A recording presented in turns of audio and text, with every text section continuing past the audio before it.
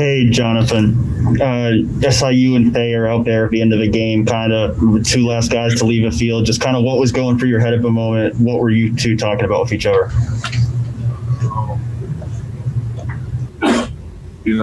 I don't not much. Just bad. It hurt to see all that, but I think I was just telling them get there next year. Keep working hard, keep going. I'm sorry I couldn't do more for him, and that was basically the conversation. Just talking about how much we care and love each other. Go ahead, Doug. Yeah, Jonathan, can you just describe what it's like facing an offense like that, and how did you guys feel in practice with your preparation for this game? Yeah, well, a lot of credit to Alabama. They're a great team. We knew that coming in. They're coached very well. They have good players. We felt like we did a good job preparing all week. There's not much I can say, honestly. You guys saw the game. They're a good team. I feel like we didn't execute and we didn't tackle as well as we should have as a whole defense. And, we just had to be better. And unfortunately, we were not. And they took advantage of that. Go ahead with your question, Doug. Yeah, just not having Tyreek, not having Tommy for a game like this. Obviously, you guys have been doing next man up all season, but how did that affect you guys? Well, Tommy and Tyreek are great players, but I have to give a lot of credit to the guys who stepped in their place, like Jerron Cage and Tyler Friday, Javonte and Zach, and Antoine Jackson and Teron Vincent are all on the inside. I mean, they definitely stepped up to play. I'm very proud of them. Even with us missing a guy like Tommy and a guy like Tyreek, they stepped up and they played really well, in my opinion. And I'm really excited to see what they all do next year. Doug, go ahead.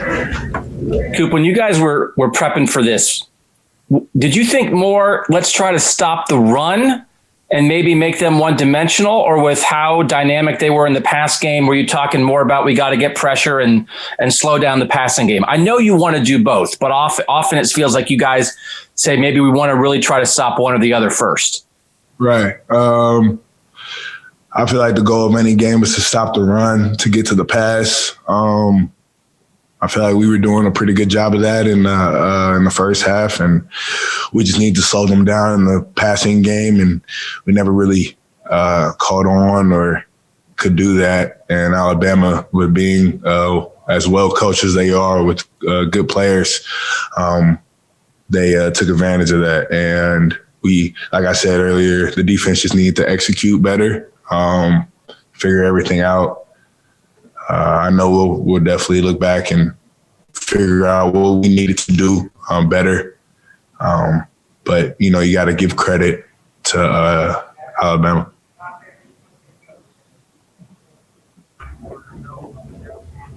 Bill, go ahead with your question. Hey, Jonathan. You had to know, obviously, that Alabama is so talented with the guys that they have. Was it different facing them live? And how good are they? Well, I feel like our scout team is really good. They did give us good looks all week, honestly. And we go against amazing players every single day in practice with our offense. Guys like Olave and Garrett and J-Mo and all those wide receivers. I don't know. Like I said, I feel like they're a great team, but I also feel like that we're a great team. And, it's not like we haven't seen great athletes before. We practice against them every single day. We just needed to execute better.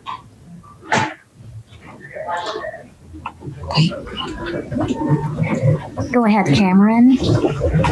Hey, Cooper, I want to ask you about the difference between playing 7 games and 12 games. Do you feel you guys had enough time to kind of get in the rhythm going into this game here, the championship game here, versus the 12 games that they played? Maybe they were a bit more cohesive. Do you feel that? Did you feel that on the field tonight? To be honest, no. I feel like we had a good game plan. Like I said before, I just feel like we need to execute better. I don't think the difference in 7 games or 12 games made too much of a difference.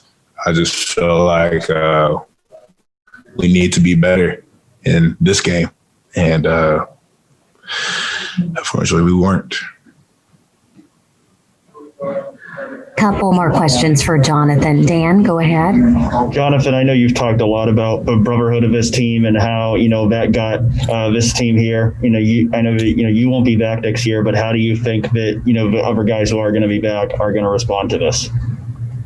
I feel like they're going to respond the same way that they felt last year with that Clemson loss, honestly. Yeah, I'm sad that I won't be a part of this group next year, because, it's a bunch of great guys who truly love each other, man. And but I am excited to watch and see what they do next year. I feel like this is just going to fuel them and motivate them to greater heights and just achieve more, because I feel like they got a taste of it, and now they just need to go and finish it.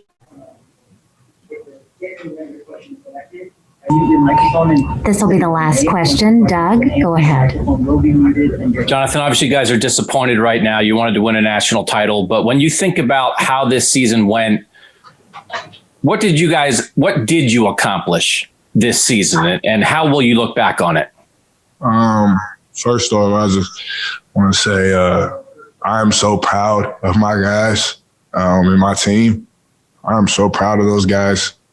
They are truly special, and I know we didn't win this game and all that, but they are champions in my heart. Honestly, I'm so proud of my guys. I couldn't be prouder. I give all my thanks to them for even letting me play with them, have an opportunity to do this stuff with them, and I'm just trying to keep my head held high for them, because, they deserve it for everything that they've done.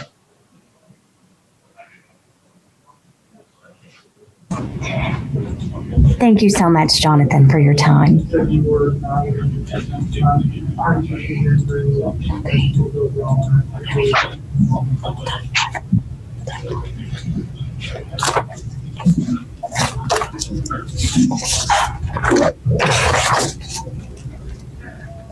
Our next question will come from Spencer Holbrook. Spencer, go ahead.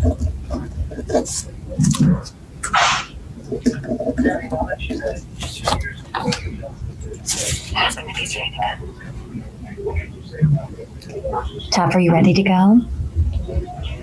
Yep. Okay, this is Tuf Borland, linebacker, Ohio State University. Dan, do you want to start us off? Hey, Tuf, there was a play where, Devontae Smith got matched up with you one-on-one and scored a touchdown. Just from your vantage point, what happened on that play? Just threw a deep zone. One of the issues is protecting, the seams. So it kind of just happened. He's a Heisman Trophy winner, so give him credit. He's a good player. So, yeah, I'll work to get it fixed. Bill, next question, please. Yes, Tuf. How much of an effect do you think it had that you didn't have Tommy or Tyreek for this game? And related to that, you needed to get pressure on Mac Jones, and you guys really weren't able to do that consistently. How big a factor was that in the game, and how disappointing is it you weren't able to do that? Yeah, Tommy and Tyreek are unbelievable players. They showed that 10 days ago, whenever it was, when they played Clemson. Unbelievable players.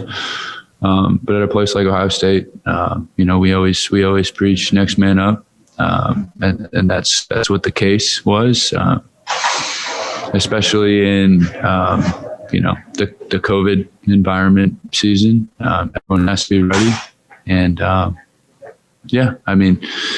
credit Alabama. They have great players. They played really hard. and they played well.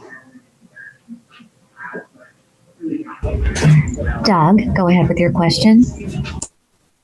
Tuf, I know you guys wanted to win a national title, but how would you explain what you guys did accomplish this year? And when you look back on this season, what you'll think of it? I mean, this season is just so unique. We in August, we didn't even have a season. So I think being here is a great accomplishment. Obviously, we're all competitors. We all would love to have won a national championship, and that's why we're here. We were here to compete for a national championship and to ultimately win a national championship. But no one's hanging their heads. We're going to learn from this experience, and I think the guys that come back next year will grow from it and be better from it. Cameron, next question, please. Hey, Borland. I'd like to know about the amount of games and the difference in play. You guys played 7 games versus their 12 games. Do you feel that 7 games was enough time for you guys to get in sync in unison for this big game here versus their 12 games, which may have gave them advantages in them being more in sync in unison here tonight? Yeah, I mean, I don't know. I don't know how much that plays a role. Some would say that we would be fresher moving into this game, and that would be an advantage. But, the non-conference games do give you a chance to kind of get your feet under you. And obviously this year we didn't have that. We didn't have that opportunity. We hit the ground running. So, we felt that pressure every week to make those 6-7 games count. And yeah. Tim May, you have a question?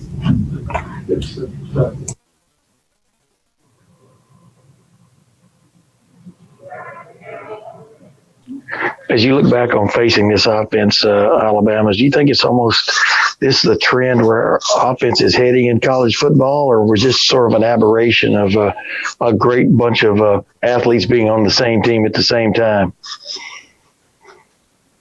Yeah, I mean, you got to give Alabama a lot of credit.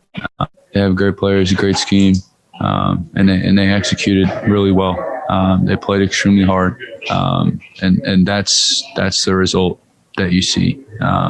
That's why the scoreboard was the way that it was. So, yeah, I mean, I don't know if there's a trend. Obviously, offenses these days are spread them out, throw it all over the place, extremely explosive. But they're unique. What makes them unique is the caliber of players that they have. So credit to them. A few more questions for Tuf. Dan, go ahead. Hey, Tuf, you being a guy who played a lot of football here in your Ohio State career, just as you kind of, reflect on it, your 5 years here, just where do you feel like, you leave this program better than when you came in? I don't know. I mean, there's so much to reflect on. Obviously, my first like remembrance of being in as a freshman was losing in the college football playoff semifinal. Come back here and 5 years later and get a shot to play for the national championship. It was an unbelievable experience. I'm so thankful to be a part of this program. The coaches, the players, everyone's so elite at, what they do, whether it be coaching or playing, but, the thing that's going to stay with me a lifetime is the caliber of people we have here and the relationships I've built. So I'm just so thankful to have been about this last 5 years. We have time for one more question for Tuf. Bill, please go ahead. Yeah, Tuf. Obviously, this is a rare collection of talent that Alabama has, but people might watch this game and think there is a sizable gap between Alabama and everyone else, including Ohio State. What would you say to that? I'm sorry, I couldn't hear the question. I said, yeah, that's fine. People would watch this game and think there's a different level between Alabama and everybody else in terms of talent, including Ohio State, as good as you guys have been. What would you say to that in terms of how big the gap is between Alabama and everyone else? No, I mean, Alabama has great players. Give them all the credit. They executed better tonight. But to say that, they're more talented than this Ohio State team, I don't know. I hard disagree with that. Top to bottom, we felt like we had an extremely talented team. Guys that could compete with anyone in the country. And again, just credit Alabama. They had a great night. They executed well. So, yeah. Thank you so much for your time, Tuf. We appreciate it. Thank you, guys. Okay, thank you. So we'll take our first question from Bill.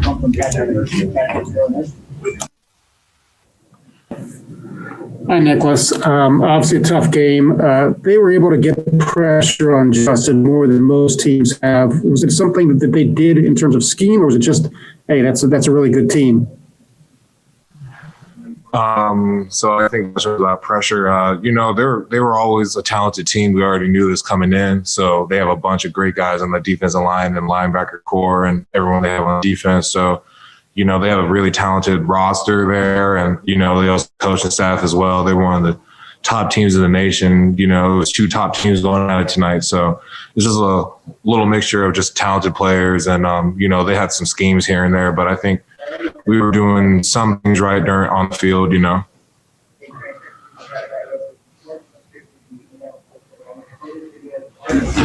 Dan, go ahead with your question, please. Hey, Nicholas, obviously you guys were fueled so much this year by what happened last year against Clemson. Do you think that there will be a similar kind of response to what happened tonight? Yeah, we try to use everything we can to play with a chip on our shoulder and fuel us for the next year, So after that loss against Clemson, we really left the field with a bitter taste in our mouth, saying we left a lot of stuff on the field that could have brought us to the championship game like we did this year. So, when we went out to go play against Clemson, we remember those feelings. We had a lot of those emotions playing with us. Bless me. We had a lot of emotions when we were playing that game, but we knew to keep our poise and keep calm and do the job that we needed to do. So same thing here. This is just another building block on our team to make us stronger, not only as a team, as the group we have coming back, but also for the future Buckeyes.